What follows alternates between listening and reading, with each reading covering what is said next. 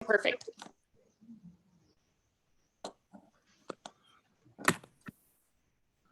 Okay, we'll go ahead and call the meeting to order. Cherish, if I could have you call roll. Sorry. All right. Magistrate Humphrey, Present. Magistrate Coldiron, Magistrate Coldiron, Present. and Magistrate Riley, Present. and Judge Executive Chuck Dills. Present. Okay, this is a special called meeting. It is now 10:02 a.m. It was scheduled for 10 a.m. The only item we have on the agenda is approval of a resolution. And we have Roy Osborne with the Williamstown Cable Internet present with us. And also Roy had forwarded some maps of the area that Williamstown has applied for federal funding to provide some internet to the unserved areas. Could everyone see the map? Yes. Can you hear me okay, Chuck? Yes. Okay. The volume seems low, but I can't hear you. Okay. Okay. Roy, if you don't mind, would you want to explain to the magistrates, and I know that we talked on the map. Sure. So what you see there is the zoomed in section of the previous map that was pulled up. We've highlighted that area down there that's kind of circled in a yellowish circle. This is the official map for this grant application. This is when people were sending out links for people to do a speed test that would be recorded by the state. This is the results that they got back. This map is dated accurate as of 8/14/21. Hey, Roy, I apologize. You're getting some back feed from something. Hey, Chuck, I think if everyone goes on mute, that might clear up, possibly. Yeah, it's probably their Besides Roy. speakers. Their speakers are playing back into their mic. Does it sound better now? Okay, all right. So this map is dated as of August 14th of 2021. It's from the state where they had people do the speed tests that were recorded back to them. You'll see that there's very few red areas in the state that are actually, according to the state, are unserved. However, there is underserved, which is the pink, and the underserved means they basically have something such as Cincinnati Bell's DSL. It's still operates on a twisted copper line, and generally that maxes out around 5 megs, traditional DSL. And the further they are from where it's regenerated, whether it's a central office or a extension of their plant, it gets, the further you are from it, the slower it is. So we actually drove out, if you could go back to the zoomed in map, we actually drove out all the way across the southern area of the county and up the west side. However, for us to build all of that, we were looking at about a $7.5 to $8.5 million project. If we built that, there would be no pink in the county except for that odd portion over at the far east, about 2/3 the way up. I'm not sure exactly what that area is. But we felt like, with the funds that we have, we could pick an area, eliminate all of the pink and red. There is some red that is unserved in the area that we're looking at, but basically that whole quarter of the county would be in the white. We drove out every single road, counted every single house, actually in all of the areas, but we focused on this and feel like that this would be a good start at getting the whole county in the white, so to speak. If you see some areas there that are circled in blue, and specifically up in the kind of central west there, it's kind of got some dark purple stripes. if you look at the expanded map, that is an area ineligible for this deployment fund. You cannot use the dollars for any of the areas that you see highlighted in blue, which is why we kind of skirted around it and you see our highlighted section there. That is where it's probably Cincinnati Bell has applied for RDOF funds, which is Rural Development of Fiber.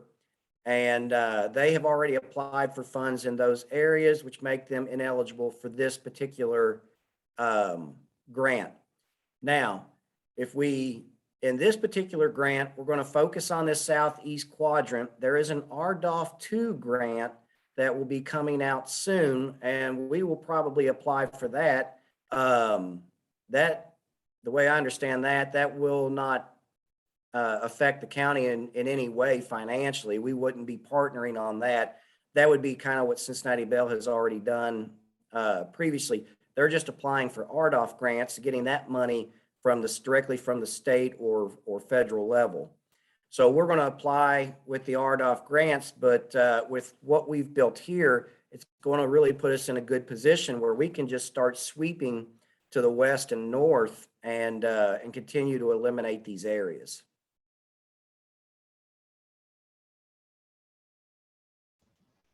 Okay, does anybody have any questions or off the mapping? Colton, if you would, go ahead and take the map down.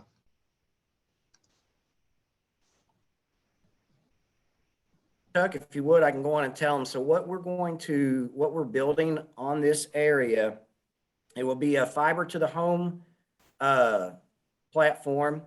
We're looking at what's called XGS PON. And what that is, in the last couple of meetings that I've gone to with the SCTE, the Society of Cable Telecommunication Engineers, the target that we want to shoot for now, GPON only offers 1 gigabit capability, but they're already looking down the road at the future, and what everybody's using is XGS PON, and that's X is just for the Roman numeral 10. That's 10 gigabit symmetrical services. So when you run this particular design down through a road, if you have a residential customer and you just want a 1 gig service there, 1,000 megs, then you simply put a device on the side of their house that offers them 1,000 megs or a gigabit of service. With XGS PON on that exact same platform, if you have a business that builds along that individual road, then you simply put an XGS PON device on the side of their building, and they can get up to 10 gigabits symmetrical. So that's 10,000 megs coming down from the internet to them, and 10,000 megs available going from them out to the internet. And so that's sort of future-proofing the county with these areas. And what's nice about that is you've eliminated really the need for Metro Ethernet services, which are very expensive. I mean, that would be for larger businesses such as the county, the ARC encounter, where you're purchasing a dedicated bandwidth so that you can get up above a gigabit speed, and your monthly expense is rather high. Here, with the way the city does our pricing, we do not differentiate between businesses and residential when we are using our cable modem service, and we would be the exact same way with this service. We don't care if it's a business or a customer. We're going to, for example, a gigabit service may be $80 a month, whether you're a resident or whether it's a business. We just simply will bill based off of the service they're purchasing. So we know in the past, I mean, businesses have to pay more for communications, but that wouldn't be the way with XGS PON technology. Okay, so people's not paying for something they're not needing, correct? Correct, yeah. It's very customizable. You get what you want. You don't have to pay anything extra. And really, it's for the XGS PON. I mean, that's a residential home does not need a gigabit connection. I mean, honestly, that's you're already selling them something they're not going to use. But for business growth, in the county, the XGS pond really has them set up to where, we would be fortunate to get a business that needs over 10 gigabits of data, getting up into the 100 gig. But you're not going to have, I don't know of any, and I partner with a lot of places in Bardstown. I got a lot of people I know at Frankfurt Plant Board. People just don't get 100 gigabit connections for businesses, so, or especially around here. So we will be in a very good position for a very long time with this type of technology. Okay, does anyone have any further questions before we do the resolution for Roy? You're muted, Shauna. How much is your grant? What are you applying for? You're muted, Roy. Sorry, I thought I hit it. The total amount of the grant is $2.2 million. Or that would be what the entire project cost does. That covers 62 miles of plant. That includes the total cost of engineering, all materials, and all equipment.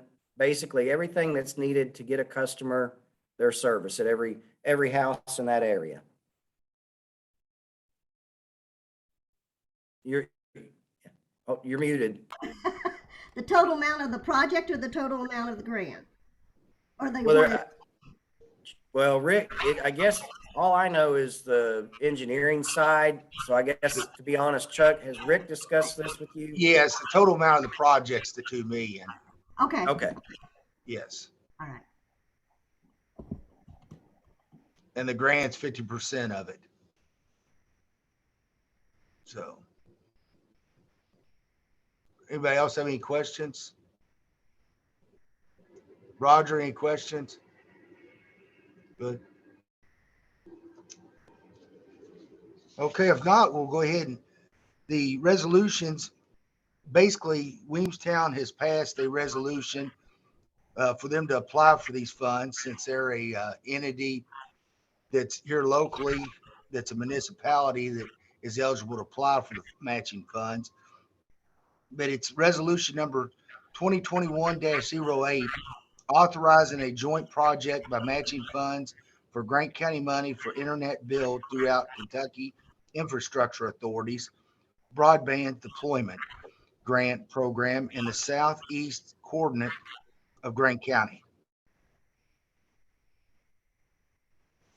And this is agreeing that through the resolution, and you all have the resolution, you all have read it, is for partnering with Williamstown to apply for these federal funds. I make a motion. I make a motion to pass resolution 2021-08 as read by Judge Chuck Dill. I'll second the motion. I have a motion made by Jacqueline Riley and a motion made by Magistrate Roger Humphrey. All in favor by saying aye, raise your hand. Aye. It appears all in favor, motion passes. And I'll go ahead and sign the resolution here in a few minutes, and I'll get it in the hands of Williamstown to get with the grant. So get this moving. Okay, I want to thank everybody and just remind everyone that our next meeting will be our regular meeting, Tuesday, November 2nd, 2021, 6:30 p.m. here at the courthouse in person. I need a Thank you. motion to adjourn. I make a So motion. move. Sorry. I got a motion made by Magistrate Kodar and a second by Magistrate Riley. All in favor by saying aye, raise your hands. Aye. Aye. All in favor, motion carries. We're now adjourned. Thank you, Roy, for joining us. Thank you all. You all have a good day. Thank you. Thank you all.